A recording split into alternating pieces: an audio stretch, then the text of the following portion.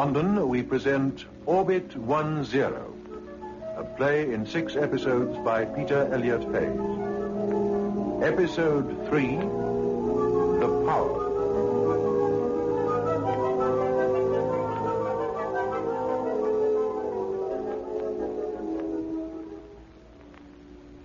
This is Tom Lambert again. You have now heard 2 of the tape recordings made by Dr. Petrie. His account of bringing the strange corroded cylinder found beneath the Hebridean beach to London, how it was found to be hollow, and the way in which Petrie and his 2 students lifted off the outer casing to discover, well, perhaps I may repeat the doctor's own words, a transparent green rod, solid, but embedded in it a fantastic tracery of fine silvery wires, and every gleaming vein converging to a hollow cavity, a bubble containing something like a sponge, something that pulsed with vital energy. There now we rejoined them in the college laboratory, 3 a.m, their eyes fixed, fascinated, on the thing on the bench. Here is the 3rd recording.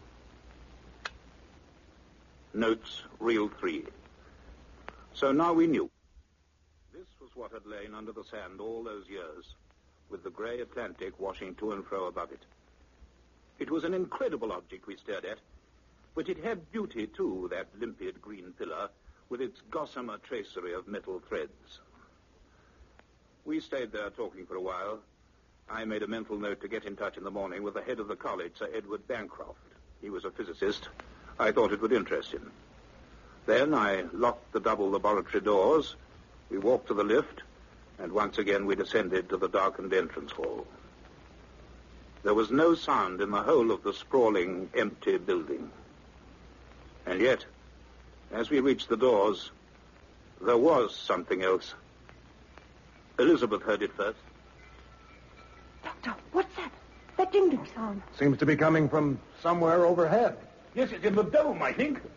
I can feel something, too, a kind of vibration. Good heavens, look, it's the chandelier. The whole thing's quivering. It started to swing. Something shaking the whole building. There's dust drifting down. Look out, it's dropping!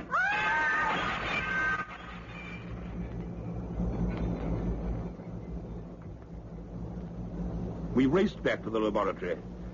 There, a scene from a nightmare met us. The whole room had changed. The floors, the walls, every piece of apparatus, everything was furred with crisp, glinting frost. A bitter cold pricked our faces. But the frost was not white. It was a livid green, colored by the light that glared from the rod on the bench. Then, near us suddenly, something swirled, gray and curling. It was a swathe of mist, appearing from nowhere. Then another and another. It was twisting, thickening between us. Across the laboratory on the far wall, a black line suddenly snaked and forked. A crack. It opened steadily, gaped.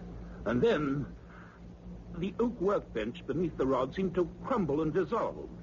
The rod lurched, toppled, and as it fell, the entire laboratory floor sagged and collapsed, leaving a vast, yawning abyss. The rod, still flaring, plunged through.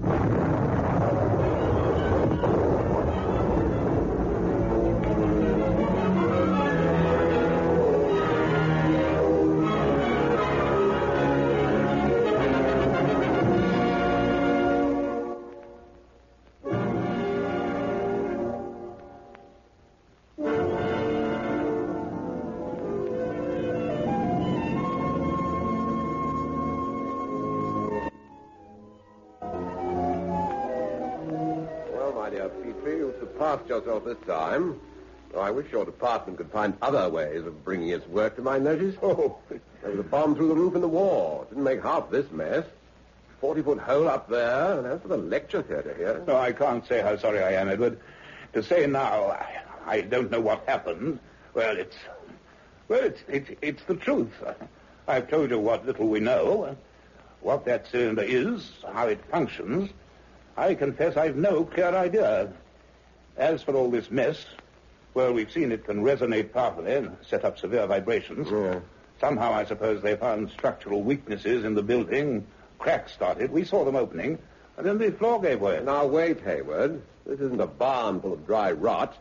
These floors are reinforced concrete. I know that. That exhibit of yours came through like a 16-inch shell. Look at those girders sheared through like so many cucumbers. And the bench it was standing on, we haven't found a trace of it. But a lot of grey dust. Yeah. It's a strange business, Edward. And the rod itself, not even cracked. When we get it out, we must arrange precautions and close it somehow. In its cylinder for the time being, and then, well, I don't know. Yes. Well, we can't afford too many experiments on this scale. No, but we must go at this systematically, take readings, samples, and above all, watch. Yes. Well, I want to know the answers to this, Hayward, however disturbing they may be. I think you understand. Yes. Excuse me, gentlemen. Good morning. May I have a word? Well? I believe, sir, you're Dr. Petrie. Yes? And who, young man, might you be? I don't care for the look of that notebook. Oh, it's pretty harmless if you don't tease it. Tom Lambert. Here's my press card. Huh? We had a report there had been an explosion here. There has been no explosion. Well, what's all this then? Death Watch beetle? An experiment. It got out of control. A floor gave way. That is all, Mr. Lambert. A floor gave way. Oh. And the chandelier in the entrance hall, another experiment? Yes, it fell. The chain was rusted away. The vibration... The vibration, yes, I see. Vibration. And, that green object sticking out of the wreckage, a part of the experiment? I don't wish to say any more about it at the moment. You're doing secret work here while the students are away? I didn't say that. Look, Doctor, I write a popular science column. I was on the phone yesterday to Professor Campbell McLaren on the island of Skara. What for? I wanted to do an article about the radio telescope. He mentioned in passing an interesting thing. That you had made a rather curious find up there and brought it back to London. Now, that green thing, I suppose that wouldn't be it. You can suppose just what you like, Mr. Lambert. Okay, perhaps you won't mind if I clamber over and just take a quick deco. If you do, young man, I shall not hesitate to take my walking stick to your back. Furthermore, unless you remove yourself from these premises in 2 minutes flat, I'll have you thrown out. Do I make myself clear? Okay, if that's how you feel about it. But we appreciate cooperation, and We appreciate privacy. All right. But you know, gentlemen, newspapers are like elephants. They don't forget. Every news item is filed. We have quite a system. Useful for looking up odd things. If you ever want me, you'll know where to find me. Good morning. Well, I'm blessed.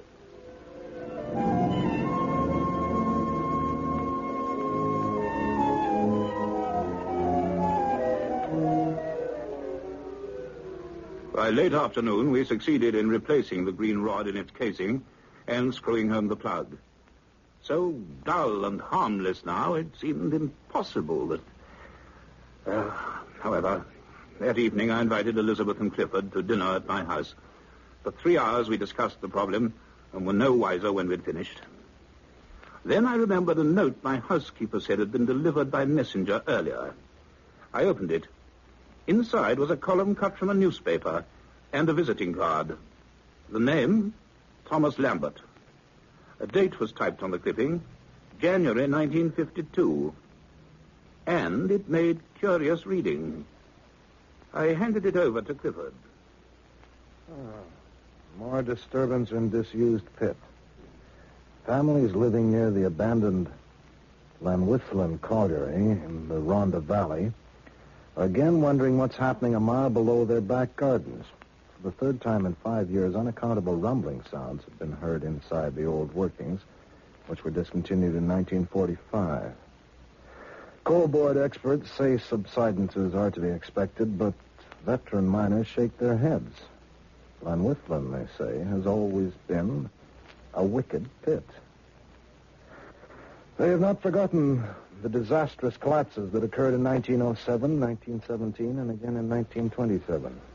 And there are other sounds that puzzle even the experts. Rumbling sounds.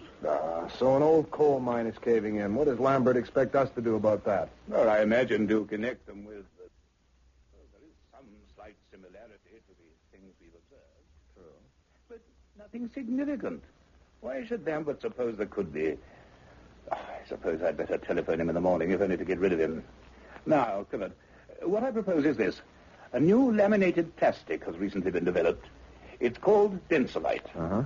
It's light, almost transparent, and it effectively screens most known forms of radiation. Well, I intend to have a cabinet made, a cubicle to house the rod, made entirely of densolite. Good idea. I know a firm who'll do it. Then we can study it in safety. It'll be harmless enough inside 2 inches of densolite. Well, let's hope so. I think we'd better make a sketch of what we need. If you'll find some paper on the desk there. I'll get it, sir.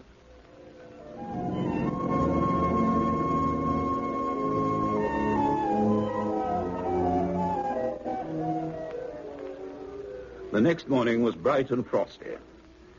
We spent it at a small factory in Wembley, which manufactured laboratory apparatus. We were promised a densolite cubicle to my exact requirements in 3 days. I left Clifford and Elizabeth at Hyde Park and went home. Then I remembered about telephoning Thomas Lambert. Reluctantly, I did.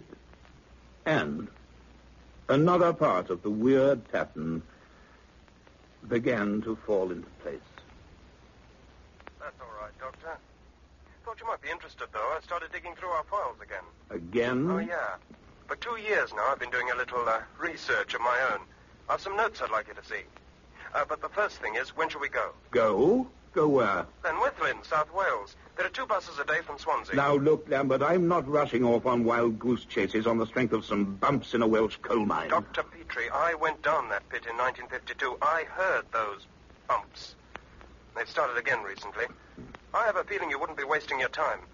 Anyway, look, I'll be at Paddington Station at 7:30 tomorrow. There's a Cardiff train at 7:55. If you're not there, well, I'll go home and write about chemical fertilizers. Goodbye. Lambert. Well, I've met some irritating young men, but... Oh.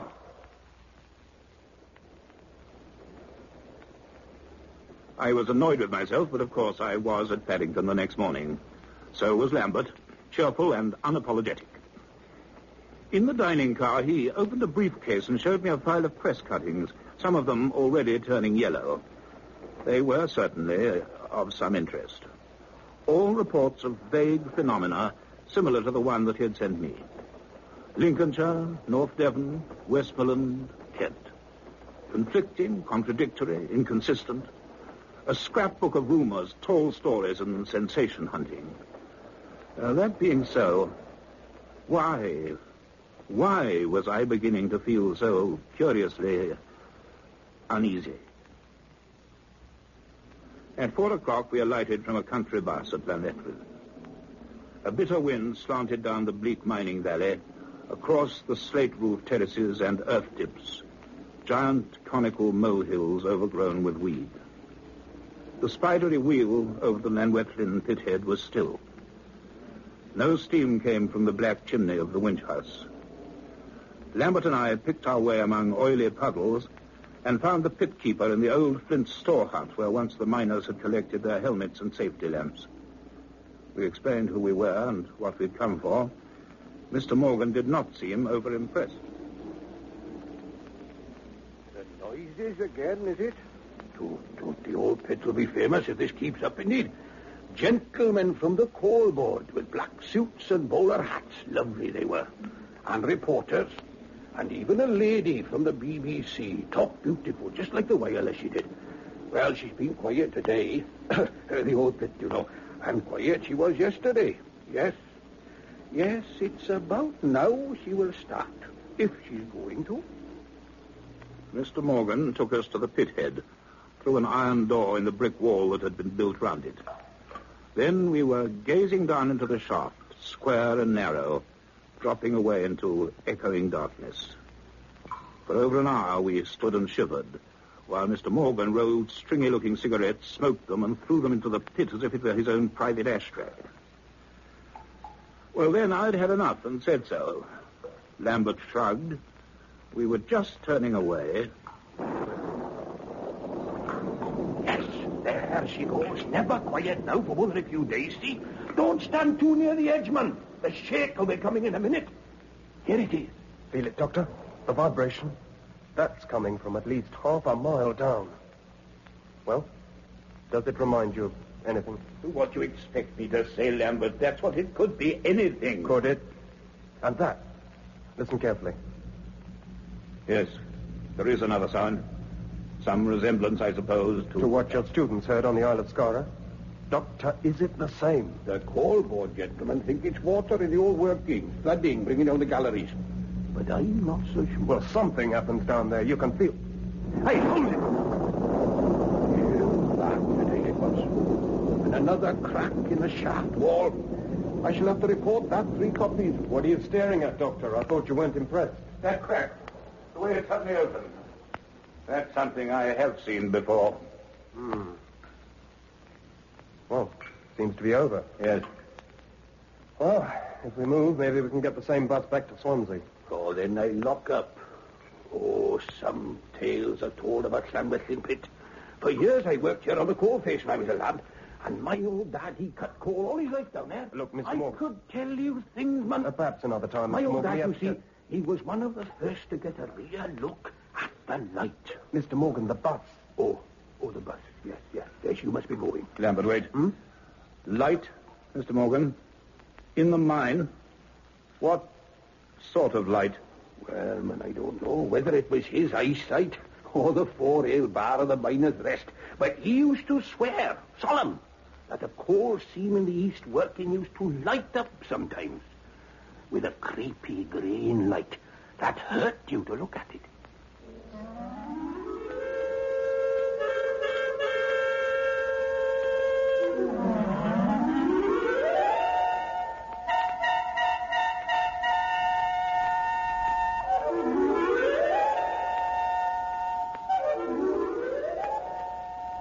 A creepy green light. My first action next day after parting from Lambert at Paddington was to go and look at the cylinder now lying in the college basement in Kensington. Still, silent, it seemed harmless enough. I went up to my study and sat there alone for some time. I had much food for thought.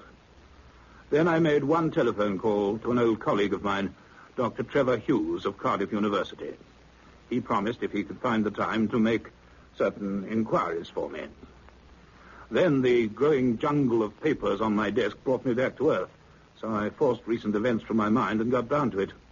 But it wasn't easy, with the sounds of the workmen a few rooms away repairing my shattered laboratory. It was a week later that our examination of the cylinder began in earnest. By that time, the Densolite cubicle had arrived. Something between a massive telephone kiosk and an upended greenhouse. Thick slabs of Densolite riveted together, one hinge to form a door that could be secured on the outside with a steel bar. The cylinders hauled up from the basement, the rod again extracted, and installed upright in the cabinet. When we at last dropped the securing bar into place, the whole thing looked exactly like some odd museum exhibit in a glass case. We arranged instruments to detect and record sound, temperature, and radioactivity. The days passed. The recording pens drew only monotonous straight red lines on the creeping graph paper. The meter needles didn't as much as flicker. We sketched and photographed the embedded wiring system from every angle and pored over it for hours. I even entered the cubicle and attempted to break away a fragment of the rod for analysis. But my mallet glanced off the gleaming surface without leaving a scratch.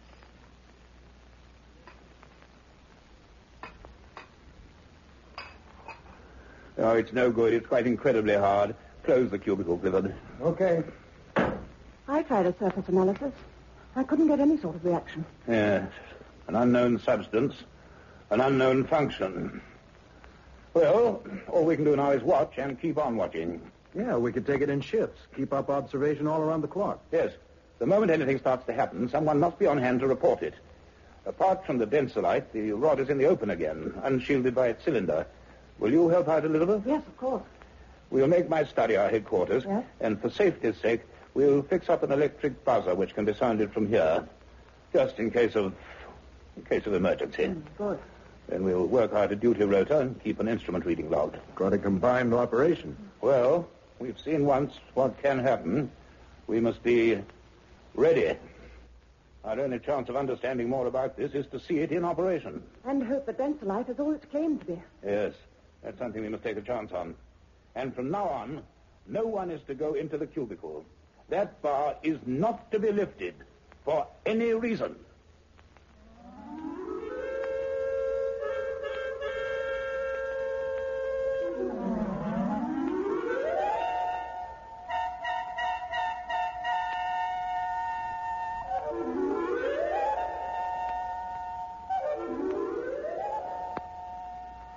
had a camp bed put in my study and took up permanent residence there. The three of us kept our vigil in 6-hour shifts, living on flasks of hot coffee and sandwiches. It was a thankless routine, but it had to be done. The next entry in my notes is for Thursday, the 19th of November. Yes, that Thursday night. It was round about 11 o'clock. Clifford was on duty in the laboratory, nearing the end of his watch. Elizabeth Ryder and I were working together in my study. She'd come off duty earlier in the evening, but had declined to go home. Outside, it was raining steadily. The lamps in Cromwell Road had damp halos round them.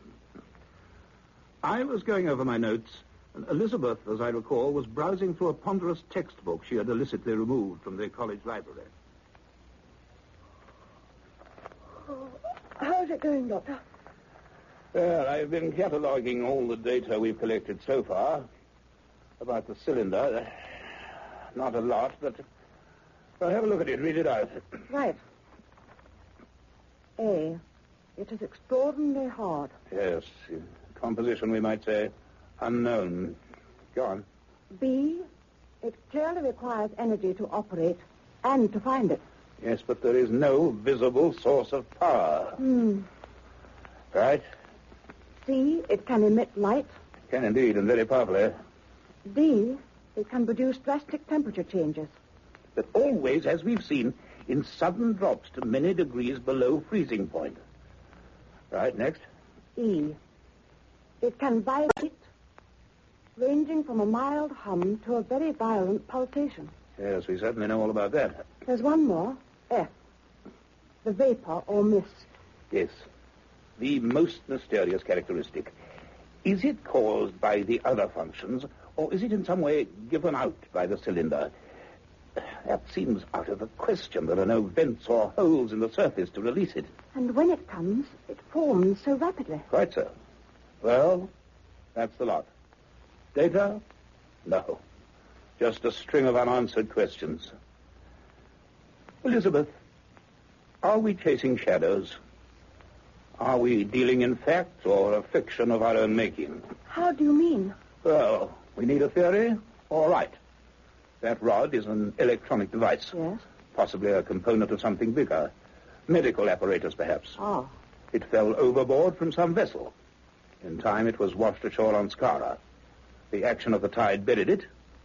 It's nothing we recognize or understand, but do we know of every scientific advance made in other countries? No. Well, so you see, without a grain of evidence, we promptly start indulging in all manner of sinister forebodings. And we call ourselves scientists. I suppose, looking at it like that. But there was something else. What's that? It's not on your list. I didn't think I left anything out. Why do you look like that? That night, when we went in there and found everything white with frost, just before the floor fell in, I don't know if it happened to you or Clifford. What? For a few moments, my mind went quite blank. Go on. I knew where I was, but I couldn't say or do anything. And there was something about that dreadful noise I wanted to listen to. Some part of it that seemed to mean something. Yes, I saw you. You were staring right into that green glare, but your eyes were not seeing it. I can't explain it. But there's not much we can explain, is there? Oh, you were nearest to it. What's that book you've been looking at? Oh, Weber's The Human Machine. Physiology. A little out of our field. It's that organism inside the rod that puzzles me. I thought perhaps... Oh, but this will take me a year to read. No, wait a moment. Don't close it. That plate. That illustration. What chapter's that? The brain and central nervous system. Elizabeth, look at it. The formation. The structure. Even the color. It can't be. This is a specimen of the human... Doctor! The buzzer from the lab. There must be Clifford. This can wait. Come on.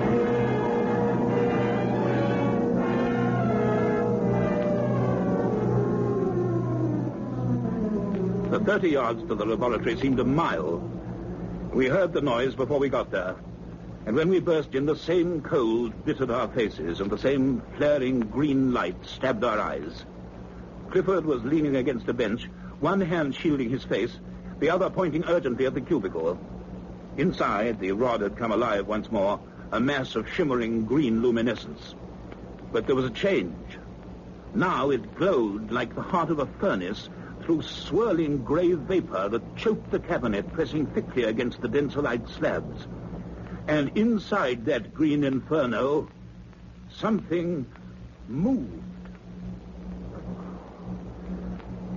I've only started up a minute ago. No warning. It was just a flip on the meters. Well, look at that vapor in there. The densolite's containing it, thank heaven, keeping it in. We should be safe enough. But what is that moving inside? It's a lamp. A lamp? Yeah, one of those jointed steel jobs off the bench. Cliff, what on earth is it doing in there? I said the cubicle was not to be opened. Yeah, well, I skipped the order. I put it in. Just trying out a screwy idea. The rod seems to have some effect on solids. And I thought, well, maybe this would be some kind of test. But that lamp must weigh all of 15 pounds. It's being whirled about like a feather. It's hard to see properly, but am I imagining it? Or is it getting smaller? Holy smoke, Liz, you're right. It is. Fascinated, disbelieving, we watched. And we saw a miracle. The heavy metal lamp, shade, bulb, stand, and base, dwindled and dwindled in size as it whirled like a straw in the wind. Weightless in the gray vapor, it shrank to a half-size model, keeping its shape perfectly, to a beautiful toy, to a tiny piece of doll's house furniture, and at last to a black speck that danced for a few seconds and then vanished against the glowing surface of the rod. Here was our answer. To the boiling sea on Skara, to the missing objects on the shelf, to the bench that became nothing, and the steel and concrete floor that suddenly opened.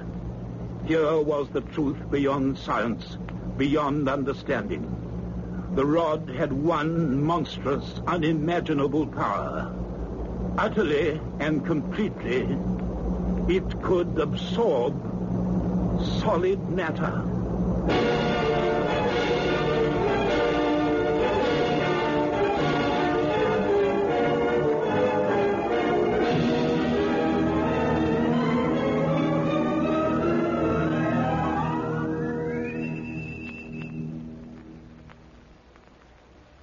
That was Orbit 10, a play in 6 episodes written by Peter Elliott Hayes.